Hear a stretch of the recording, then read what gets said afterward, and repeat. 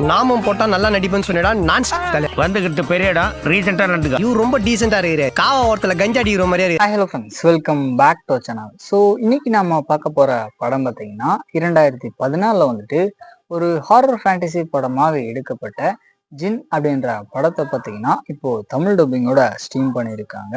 இந்த படத்தோட ரிவ்யூ பத்தி தான் இந்த வீடியோல பார்க்க போறோம். சரி, கதை அப்படின்னு எடுத்துட்டீங்கன்னா, அதாவது அமெரிக்கால ஒரு டிசைனரா ஒர்க் பண்ணிக்கிட்டு இருக்க நம்ம படத்தோட ஹீரோ பார்த்தீங்கன்னா ஜாஸ்மின் அப்படின்ற ஒரு பொண்ணு கூட வந்துட்டு புதுசா மேரேஜ் ஆகி ஒரு பீஸ்ஃபுல் லைஃப் வாழ்ந்துட்டு இருக்காரு. ஸோ இந்த மாதிரியான ஒரு சுச்சுவேஷன்ல இவருடைய ஃபேமிலி சம்மந்தப்பட்ட ஒரு சில விஷயங்கள் எல்லாம் பார்த்தீங்கன்னா இவருக்கு தெரிய வந்ததுக்கு அப்புறம் இவரோட லைஃப்ல வரக்கூடிய ப்ராப்ளம்லாம் என்ன, அதை இவர் எப்படி ஃபேஸ் பண்றாரு, கடைசியா என்னாச்சு அப்படின்றது தான் இந்த படத்தோட கதைக்களமா இருக்கு. ஷார்ட் அண்ட் ஸ்வீட்டா சொல்லணும் அப்படின்னா, இந்த படத்தோட ட்ரெய்லருக்கு ஏத்த மாதிரி இந்த படம் பார்த்தீங்கன்னா ஒர்த்தே இல்லை அப்படின்றது தான் உண்மை. படத்துல வரக்கூடிய சிஜே ஒர்க் எல்லாமே பார்த்தீங்கன்னா ஒரு சில இடங்கள்ல வந்துட்டு ஓரளவுக்கு நல்லா பண்ணியிருந்தாலுமே ஓவராலா பார்த்தீங்கன்னா பிலோ ஆவரேஜ் தான் பண்ணியிருக்காங்க.